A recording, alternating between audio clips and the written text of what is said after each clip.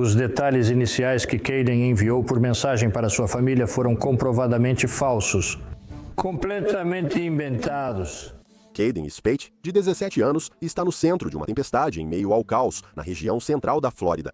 O sumiço dele, em 25 de setembro, gerou uma busca intensa de autoridades, comunidade e um alerta Amber. Mas agora, o xerife do condado, de Marion, diz que tudo não passou de uma farsa e eles ainda estão tentando obter respostas sobre o que realmente aconteceu aqui. Vamos analisar o que as autoridades dizem ter descoberto recentemente, como a família de Spade reage, teorias sobre o caso e se ele enfrentará acusações.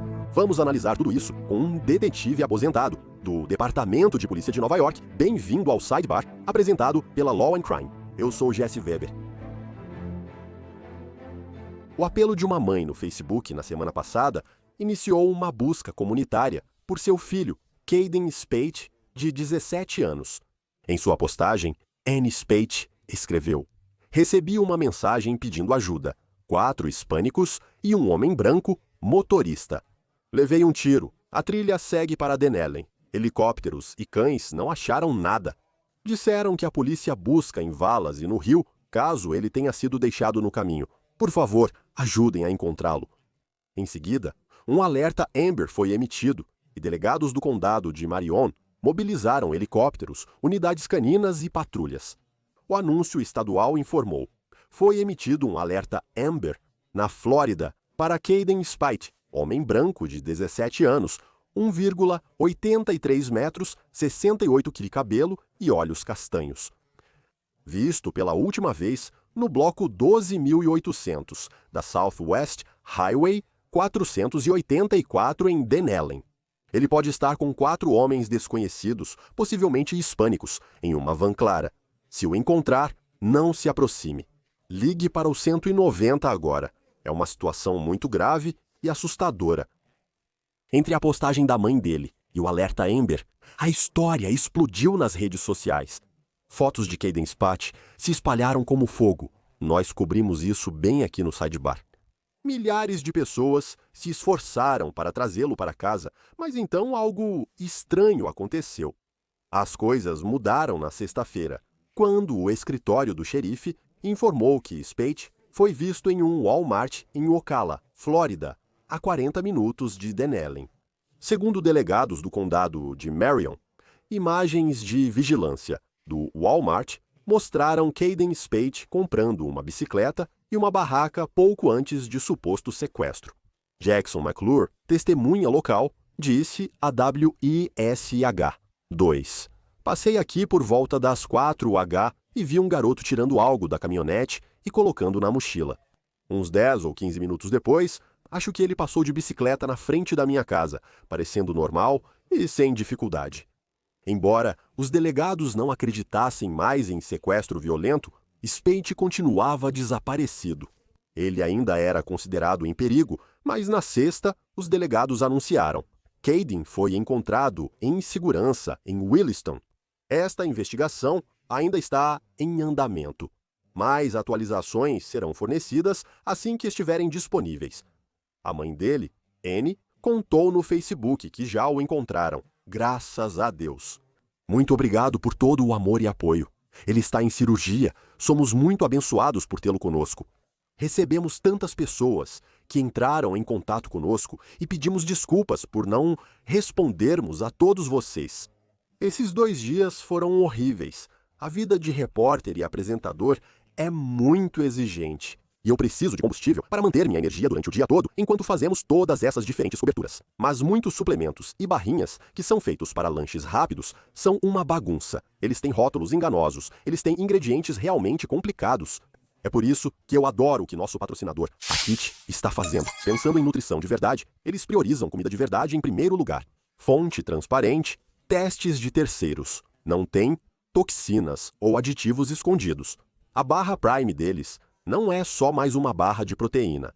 Não, é uma barra superalimento de carne bovina, alimentada com capim que tem gosto de sobremesa, só que sem xaropes artificiais e óleos de sementes. A equipe usa ingredientes funcionais, como 20 gramas de proteína de animais a pasto, tâmaras e mel para adoçar naturalmente. Deixe uma caixa acessível para quando quiser um doce. Acesse equipefoods.com/lateral. Vocês vão adorar essas barras limpas e deliciosas que vão virar indispensáveis para sua família. E, aliás, neste momento, a Equipe está oferecendo uma promoção incrível para o meu público. Você pode clicar no link bem aqui. Acesse equipefoods.com/sidebar e use meu código promocional SIDEBAR. Ganhe 20% no primeiro pedido ou 35% na primeira assinatura. Obrigado à Equipe por fazer a melhor barra do mercado e ser nossa parceira. E agora, depois de mais alguns dias de investigação, o xerife Billy Woods, do condado de Marion, diz que mesmo que o tiro tenha sido real, Speight forjou o sequestro. Eu sei que muitos de vocês estavam profundamente envolvidos nesse caso de Caden Speight. Quando vocês ouviram as primeiras informações alarmantes que estavam sendo passadas para nós, muitos de vocês até se juntaram para ajudar da maneira que podiam. E quero elogiar meus delegados e detetives que entraram em ação e trabalharam durante a noite e até o dia seguinte nisso. Além disso, também tivemos ajuda de agências estaduais e federais de todo o estado. Muitas pessoas ofereceram ajuda. Agora, graças ao trabalho árduo deles, os detalhes iniciais que Caden enviou por mensagem para sua família foram comprovados como falsos. Completamente inventados. Encontramos evidências de um único disparo onde Caden deixou sua caminhonete. No entanto, as alegações dele de que havia sido baleado e sequestrado foram rapidamente desmentidas. Depois descobrimos que ele havia comprado uma bicicleta, uma barraca e suprimentos de acampamento pouco antes de relatar isso. Agora, quero deixar algo muito claro. Provavelmente muitos de vocês estão se perguntando: por que vocês desviaram tantos recursos? A verdade é que em todos os casos não podemos levar nada do que é feito ou dito de forma leviana. Temos que encarar como se fosse a verdade desde o início. Porque Deus me livre, se alguma coisa desse uma pequena reviravolta e acabasse sendo a verdade. Então, por causa dessa quantidade alarmante de sinais de alerta que continuavam aparecendo, tivemos que continuar a investigação. Mas é o seguinte, nós tínhamos testemunhas que contradiziam as informações iniciais. Caden foi embora para Williston, enquanto o resto de nós temia o pior. E minha equipe estava trabalhando a todo vapor para resolver esse caso. Agora, satisfeito em continuar a farsa, Caden, que estava com uma arma de fogo desde o início de tudo isso, escolheu atirar em si mesmo na perna, causando um ferimento que não oferecia risco de vida, pouco antes de sair para a estrada onde seria encontrado por cidadãos de Williston. Não há nenhuma chance de que o ferimento de bala de Caden tenha vindo de algum tipo de agressor. Agora, muitos de vocês perguntaram: Caden vai enfrentar alguma acusação? E quanto ao custo para os contribuintes dessa investigação e busca em grande escala? Acredite, isso está na minha mente. Posso dizer que esses assuntos ainda não estão descartados neste momento. Neste momento, ainda estamos processando todas as evidências deste caso. Não quero fazer nenhuma declaração sobre isso até termos examinado tudo completamente. Meus detetives, naturalmente, tinham muitas perguntas para Caden. No entanto, os pais dele se recusaram a permitir que meus detetives conversassem com Caden para que pudéssemos chegar a uma conclusão final verdadeira sobre tudo isso. Mais uma vez, obrigado, cidadãos, pelas dicas e informações que vocês enviaram. E quando tivermos qualquer informação atualizada sobre este caso, eu prometo a vocês, nós iremos fornecê-la. Tudo... Certo. Claramente há muito para analisar aqui. Então, eu quero falar sobre tudo isso. Caso muito estranho. Bem-vindo de volta ao Sidebar, detetive aposentado do Departamento de Polícia de Nova York e co-apresentador do Gold Shield, Tom Smith, que da última vez me deu esse pin muito legal. Olha isso. Vocês vendem? É incrível, pesado. Adorei, é ótimo. Vocês vendem mesmo? Sim, vendemos no nosso site. Ok, ótimo. Eu recomendo que todo mundo compre. Pronto, eu adorei. Obrigado. Ok, Tom, essa aqui é bem estranha. Parece que esse adolescente inventou uma história sobre ter sido baleado, sequestrado e mantido refém. Ele voltou para casa, está seguro com os pais. Vamos discutir possíveis acusações e o desfecho. Qual é a sua reação a isso? Como policial há 30 anos, isso me deixa furioso, porque eu sei exatamente os recursos que foram usados nisso e o estado mental de cada detetive e policial que estava lá procurando por ele. Reflita, Jesse, você reuniu os piores crimes em uma lista. Sequestro, alguém armado, um garoto jovem levado, você sabe, raptado, tirado da cena, possivelmente baleado. Você tem todos os piores crimes em uma categoria só, indo atrás e procurando por ele nas ruas. Então todo mundo está muito motivado e querendo resolver isso. É um esforço coletivo, todos participam nessas situações. Então a indignação por isso ter sido inventado está repercutindo, tenho certeza, em todo aquele departamento. Sim, porque houve uma corrida para garantir sua segurança e que não tivesse sido sequestrado. Ver que isso foi ou pode ter sido uma farsa é pura loucura. Quero dizer, você já lidou com algo assim antes de seguirmos em frente com isso? Quero dizer, você já viu, obviamente, tenho certeza que existem denúncias falsas, crimes falsos, mas algo assim, você já viu algo parecido? Não nesse nível. Já tivemos pessoas que fugiram e depois inventaram histórias para não se meterem em encrenca. Isso já aconteceu, mas não nesse nível de sequestro, descrições e tudo mais. E, sabe, lembre-se de que na época em que eu estava fora do patrulhamento não existia o alerta Amber. Então isso é ainda mais amplificado hoje em dia, com cada vez mais pessoas sendo notificadas e de olho nessa pessoa. Vamos analisar o que o xerife Woods disse na atualização em vídeo e a reação do público.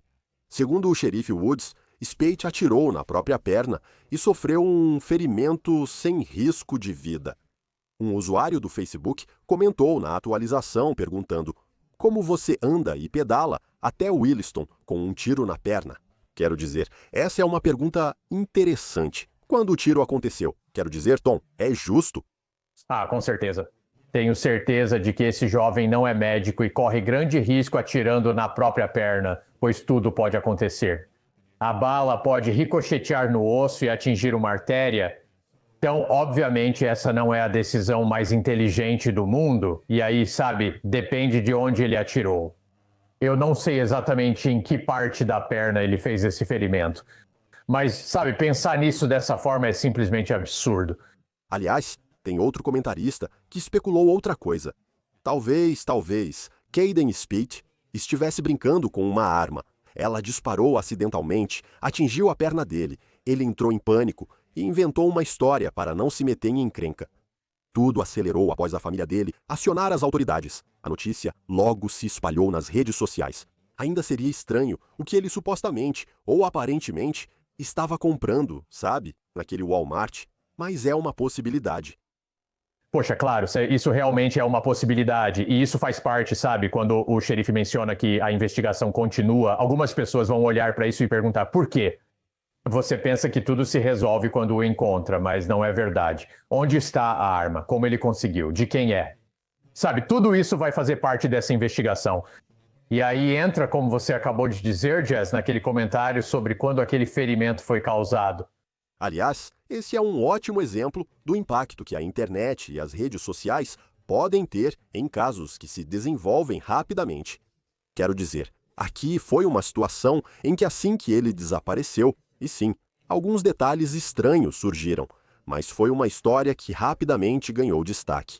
E isso é algo que a polícia valoriza? Você tem o público envolvido nisso, fornecendo dicas, fornecendo informações.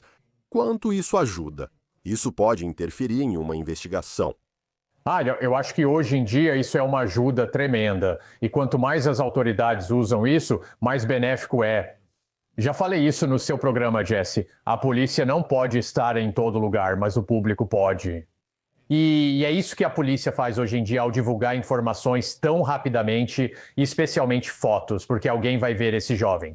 E foi exatamente isso que aconteceu. O uso das redes sociais e das fotos e a divulgação instantânea para uma grande quantidade de pessoas é inestimável quando se trata, você sabe, de casos na aplicação da lei hoje em dia.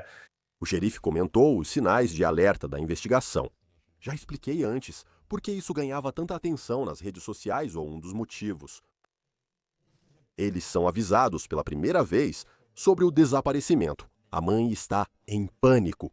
Como os investigadores começam a procurar? Bem, Será que isso é realmente o que parece ser quando eles falam sobre sinais de alerta? Eles não têm uma visão limitada automaticamente, pensando que é um sequestro. Quero dizer, acho que essa é a questão. Como avaliam os sinais de alerta nesses casos? Bem, são várias coisas. Encontrar o carro, examinar esse carro, procurando qualquer evidência de um sequestro ou algo assim. E então é uma entrevista com a mãe, sabe? E olhar o telefone dela e talvez até rastrear o telefone dele para tentar descobrir onde ele está. E eu acho que tudo isso aconteceu muito rápido por causa das circunstâncias que levaram a polícia a acreditar no que estava acontecendo. Então tudo isso é feito muito rapidamente. E sabe de uma coisa? Investigadores e detetives experientes, sabe, conseguem olhar para uma cena de crime ou analisar algumas informações rapidamente e começar a determinar se aquilo é legítimo ou se, sabe, eles precisam investigar um pouco mais e acalmar um pouco as coisas. Então eu acho que tudo isso aconteceu muito rapidamente nesse caso. De acordo com o xerife, o fato dos pais de Speight aparentemente terem se recusado a deixar os investigadores conversarem com esse time, o filho deles, isso gerou muitos problemas online, muitas críticas. Teve um usuário do Facebook que comentou: interessante que os pais não estão permitindo que o departamento do xerife converse com o filho deles. Caden estava claramente buscando atenção e fugindo de alguma coisa. Certamente ele deve ser responsabilizado após a investigação. Escritório do xerife de Marion, vocês fizeram um trabalho incrível desde o começo. Outro usuário disse: se recusarem a falar com você, cobre os milhares de dólares que acabamos de gastar com ele. Isso é insano. Tom, se isso for verdade e eles não quiserem que os investigadores conversem com o filho deles, o que isso te diz? Ele tem 17 anos e legalmente é considerado adulto, então eles não têm total poder sobre ele, sabe? Essa seria uma decisão dele de não falar com os investigadores. Mas, sabe, é uma coisa de dois lados, Jess. Sabe, você olha para eles, vamos apenas dizer que ele tem um passado problemático e isso é um problema. E são apenas dois pais protegendo seu filho. Eu entendo isso e acho que todo mundo entenderia isso. Mas a investigação maior precisa ser feita sobre quem estava ciente disso. Mais alguém estava envolvido? Isso foi mais um golpe do que apenas uma forma de chamar atenção. Então, tudo isso, como o xerife afirmou, são coisas que vão ser analisadas em entrevistas, em investigações digitais. Para onde ele mandou mensagem? Para quem ele mandou mensagem? Quais outras mensagens havia no telefone da mãe e no dele com outras pessoas com quem se comunicavam? Então, ainda há muito a ser investigado em relação a isso. Antes de falarmos sobre as possíveis acusações que ele pode enfrentar, existe alguma coisa que os pais possam enfrentar por aparentemente se recusarem a deixar os investigadores falarem aqui? Não, na verdade não. Mas sim, poderia haver uma acusação de obstrução contra ele? Acho que isso seria um grande exagero, mas isso determina o que mais pode haver. E é isso que eu quero dizer. Acho que é por isso que ainda não se fala muito sobre as acusações, porque ainda há muita coisa para analisar quando se trata da investigação digital que eles vão fazer nos celulares, e-mails, todas essas coisas de todo mundo. As acusações estão em espera até que tudo seja analisado e se descubra quem é responsável e quem sabia o quê. Vamos falar sobre as possíveis acusações contra Caden Spade, certo? Você sabe, estamos falando sobre desperdício de recursos. Você não está necessariamente falando dele ligar para o 911 e fazer um falso relato propriamente dito. Sabe, ele mandou uma mensagem para a mãe dele, mas eu estou pensando, será que poderia haver uma acusação de obstrução? Poderia haver uma acusação de conduta desordeira? Analiso casos passados e reflito se seria contravenção ou crime, uma questão interessante. Mas isso é um problema. Se você menciona helicópteros, drones e recursos que poderiam ser usados em crimes reais enquanto isso acontece, considerando essas alegações verdadeiras. A. Você acha que ele deveria ser acusado? E B. Como você acha que essas acusações poderiam ser? Acho que ele deveria ser acusado porque, como disse, já estive lá e sei como é o ritmo e a atitude de todos ao largarem tudo. E, como você disse, sabe, dedicar os recursos necessários em, como eu falei no começo disso, Jesse, um sequestro, alguém com uma arma, um rapto, tudo isso é um alerta de alta prioridade para todo policial que está lá fora. Então, muitas coisas ficam de lado e todo mundo vai para isso. Os recursos dedicados a isso, elas são enormes. Ele pode enfrentar acusações de falso relato, obstrução, perigo imprudente por disparar aquela arma. Você não sabe quem mais pode estar perto e ser atingido pelo projétil, caso ele atravesse alguém. Perigo imprudente e posse de armas são acusações legítimas que ele pode enfrentar. Esse é um bom ponto. Aliás, mais uma coisa. Os familiares que pediram ajuda para encontrar Kayden ficaram em silêncio. Bailey Spate Clark, que afirmou ser irmã de Spate, escreveu no Facebook: Deus, só quero ele em casa. Não consigo dormir, comer ou fazer qualquer coisa sem saber onde ele está e se ele está seguro. Por favor, não parem de procurar ou de buscar. Ainda há pouca ou nenhuma informação sobre o que aconteceu ou onde ele pode estar. Eu não entendo por que isso aconteceu. Só quero que ele volte para casa. Mas parece que essa postagem já foi excluída da página dela e ela mudou o nome no Facebook para remover o sobrenome Spate. Certo, é assim que parece para a gente. Então, Tom, sabe, outro aspecto dessa era das redes sociais é a investigação online. As pessoas conseguem investigar a vida online de quem é próximo de um suspeito ou de uma vítima. Fale para mim sobre o tipo de impacto que isso tem nos entes queridos que talvez nem estejam diretamente envolvidos. Como, por exemplo, você tem um familiar que só estava preocupado e agora está envolvido em tudo isso. Ah, com certeza. Esse é o lado egoísta disso, se for esse o resultado. Sabe, pense em se colocar no lugar daqueles pais e daquela irmã que recebem uma mensagem dizendo que seu filho ou irmão foi baleado e levado. Quero dizer, é inacreditável o que você vai sentir em um momento desses.